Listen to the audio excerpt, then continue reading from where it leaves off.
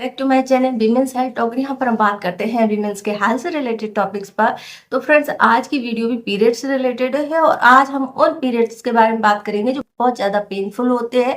उन रीजन के बारे में बात करेंगे जिनके कारण से जो पीरियड होते हैं नॉर्मल पीरियड से काफ़ी अलग होते हैं और बहुत ही ज़्यादा पेनफुल होते हैं। तो चलिए इस वीडियो शुरू करते हैं और जानते हैं वो कौन कौन से कारण होते हैं जिनके कारण से जो पीरियड होते हैं बहुत ज़्यादा पेनफुल होते हैं और ये नॉर्मल नहीं होते हैं और आप इनको कैसे समझ सकते हैं कि ये नॉर्मल पीरियड नहीं है। फिर सबसे पहली बात तो ये है कि महिला को हर महीने पीरियड आना और टाइम पे आना एक नॉर्मल प्रोसेस होती है, जो कि आपके पीरियड आते हैं और जो कि 5 दिन तक अक्सर चलते हैं। किसी को 3 दिन, किसी को 5 दिन चलते हैं और इसमें जो है पीरियड का फ्लो भी अच्छा होता है। कई कई महिलाओं को दर्द भी होता है, लेकिन अगर आपको पीरियड जो है बहुत ज्यादा तकलीफ दे हो रहे हैं तो इनका क्या कारण हो सकता है, आप कैसे पहचानेंगे कि आपके जो पीरियड है वो नॉर्मल पीरियड नहीं है, ये किसी न किसी प्रॉब्लम की वजह से है। तो सबसे पहली बात ये होती है हम उन सिम्टम्स को जान ले जिसके कारण से आपके पीरियड जो है नॉर्मल पीरियड से काफी अलग हो जाते हैं। इसमें सबसे पहली बात ये होती है कि जब पीरियड आता है बहुत ही ज्यादा हैवी हो सकता है, बहुत ज्यादा आपको ब्लीडिंग होगी। तो इस तरह का जो पीरियड होता है और ब्लीडिंग का क्या नाप है या आप दूसरे से कैसे कंपेयर करेंगे, तो इसके लिए आप देख सकते हैं कि आपका जो पीरियड का जो नॉर्मल साइज का पैड होता है एक दिन में 3 फुल होने चाहिए और अगर इससे ज्यादा हो रहे हैं, 5 हो रहे हैं, 7 हो रहे हैं, तो इसे हम हैवी ब्लीडिंग के साथ में आने वाले पीरियड कहेंगे। और दूसरा इसका ये होता है कि जब इतना ज्यादा ब्लीडिंग होती है तो आपको कमजोरी खुद ही महसूस होने लगती है, आपको चक्कर आ सकते हैं।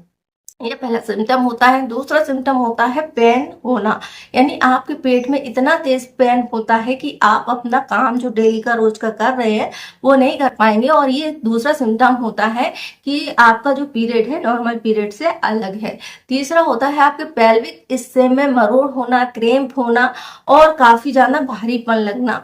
तो ये भी नॉर्मल पीरियड से अलग होते हैं। पीरियड के टाइम पे आपको एब्डोमिनल एरिया में थोड़ा सा दर्द या मरोड़ होती है, लेकिन ये इतनी नहीं होती कि जिसके कारण से आपको उठना बैठना भी मुश्किल हो जाए। नेक्स्ट इसके बाद जो सिम्टम होता है वो होता है वो आपका या पेन होता है 3 दिन से अधिक चलता है। यानी मोस्टली लोगों को पेन या तो पीरियड शुरू होने के पहले हल्का हल्का होने लगता है, जो कि पीरियड चालू होने के 24 से 48 घंटे बाद खत्म हो जाता है। लेकिन इन लोगों का जो पेन होता है वो आपका पीरियड आने के पहले से शुरू होता है और 3 दिन के बाद भी ये बना रहता है या थोड़ा सा कम होता है, लेकिन पूरी तरीके से खत्म नहीं होता, जो कि आपका पीरियड खत्म होने के बाद भी रह सकता है। तो ये सिम्टम्स से आप समझ सकते हैं कि आपके जो पीरियड है वो नॉर्मल नहीं है। अब ये सारे सिम्टम के अलावा एक कॉमन सिम्टम ये होता है कि जो आपका पीरियड खत्म होने के बाद जब आप सेक्सुअली एक्टिव होते हैं या सेक्सुअल रिलेशन बनाते हैं तो उस टाइम पर भी आपको ब्लीडिंग हो सकती है या फिर आपको दर्द महसूस होता है। तो ये सारे सिम्टम जो होते हैं एक इंडिकेशन होते हैं कि आपके पेट के अंदर या आपका जो मेंस्ट्रुअल टाइम है या आपका यूट्रस में कहीं ना कुछ गड़बड़ है। अब हम उन बीमारियों के बारे में बात करेंगे जिनके ये कॉमन सिम्टम है और इसी की वजह से आपके जो पीरियड है इतने तकलीफ दे हो सकते हैं। इसमें सबसे पहले हम बात करें तो इसमें होता है प्राइमरी डिस्मेनोरिया, जिसमें कि आपको ब्लीडिंग काफी हैवी होती है और पेन के साथ में होती है और ये भी इसके जो पीरियड होते हैं वो काफी तकलीफदेह होते हैं, क्रैम्प बहुत ज्यादा होता है। तो इसके लिए डॉक्टर आपको कुछ मेडिसिन देते हैं और जो मेडिसिन होती हैं कुछ हार्मोन थेरेपी भी आपको दे सकते हैं। लेकिन अगर आपको इस तरह के दर्द है और आप कोई मेडिसिन लेते हैं और उनसे आपको रिलीफ नहीं मिलता है तो ये बीमारी का संकेत होती है, यानी ये डिस्मेनोरिया के अलावा भी और भी प्रॉब्लम्स हो सकती हैं। दूसरा होता है एडिनोमायोसिस। एडिनोमायोसिस एक ऐसी समस्या है जिसमें कि आपका जो एंड्रोमेट्रियम होता है यानी गर्भाशय के अंदर की जो परत होती है वो गर्भाशय के अंदरूनी हिस्से में जाकर के, यानी कि आपकी जो गर्भाशय के ऊपर जो लेयर बनती है वो वहां के अलावा आपके टिश्यू के बीच बीच में भी बनने लगती है, दूसरे टिश्यू के अंदर घुस करके बनने लगती है, जिसके कारण से वहां पर आपकी सूजन होती है और पीरियड बहुत ज्यादा पेनफुल होते हैं और इसमें आपको हैवी ब्लीडिंग भी होती है।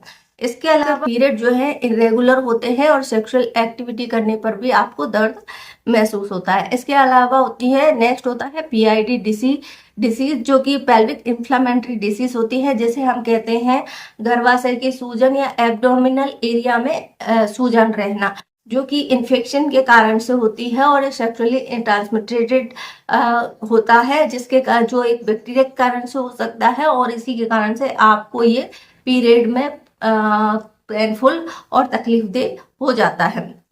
इसके अलावा होता है कुछ हमारे जन्मजात विकार, यानी कि कुछ ऐसे यूट्रस का शेप हो गया या उनमें कुछ इसी तरीके की संरचनाएं बन जाती हैं जो कि पैदाइशी होती है, या फिर आपको पीरियड आ ही नहीं रहे हैं या आ रहे हैं, एक आधी बार आए उसके बाद बंद हो गए, कभी नहीं आए। तो इस तरह की जो जन्मजात विकार होते हैं वो भी कई बार इस तकलीफ का कारण बनते हैं और ये डॉक्टरी ही इलाज इसका किया जाता है। और इसके बाद नेक्स्ट होता है फाइब्रॉइड। फाइब्रॉइड आजकल की कॉमन समस्या हो गई, बहुत सारी महिलाओं में होती है, क्योंकि इसका कोई सिम्टम पहले से नहीं आता है जब तक कि ये बहुत ज़्यादा बढ़ नहीं जाए या फिर आपको प्रेगनेंसी नहीं ठहर रही हो। इसके कॉमन से सिम्टम होते हैं जैसे कि आपको पेट के निचले हिस्से में भारीपन महसूस होता है, बार बार यूरिन आती है, सेक्सुअल एक्टिविटी करते तो आपको पेनफुल रहता है, और इसके साथ में आपके जो पीरियड है सेम कंडीशंस में आते हैं, यानी कि बहुत ज़्यादा पेनफुल होते हैं, ब्लीडिंग के साथ में आते हैं।